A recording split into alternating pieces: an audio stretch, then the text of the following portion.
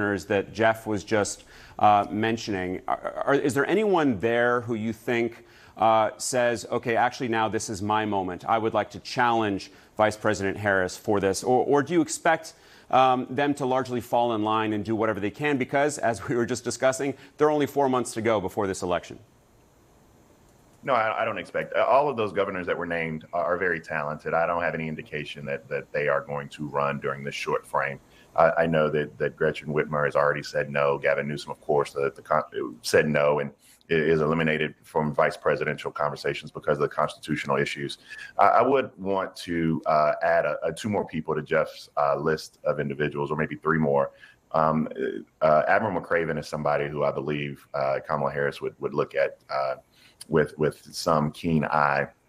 I would also include Mark Kelly, who is an amazing senator from the great state of Arizona, which is also a swing state, married to Gabby Giffords. We all know his background, his history, a fighter pilot, an astronaut. I think that he brings something to the campaign that would be formidable against a J.D. Vance and Donald Trump.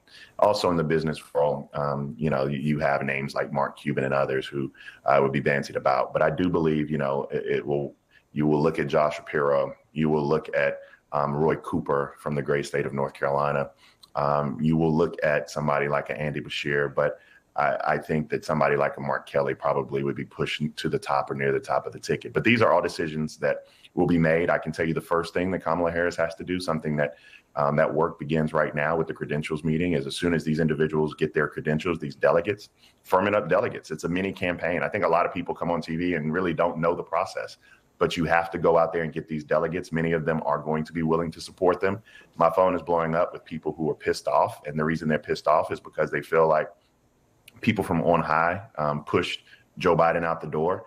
And the text that I just got from a friend was like, if they push Joe Biden out the door, what are they going to do with Kamala Harris? They will probably try to push her too. There's a great deal of fear out there.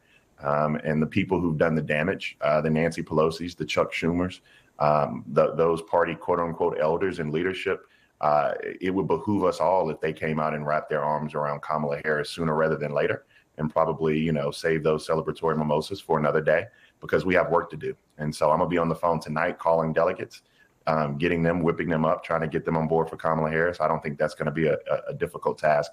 And anything else the vice president needs to do, I'll be there, because right now Kamala Harris has her work cut out for her. She's running against the oldest nominee for president of the United States in American history. And so when you have this type of change election, when you have this type of generational divide that you have, it's a question of whether or not you want to go backwards with Donald Trump or forward with Kamala Harris. I mean, the man is nearly 80 years old. And so the question is, can he serve another 4 years? I'm not sure he can. Yeah, that is certainly a concern among Democrats, the backlash, the potential anger for the perception that Joe Biden was pushed out of this race. I want to go back to CNN anchor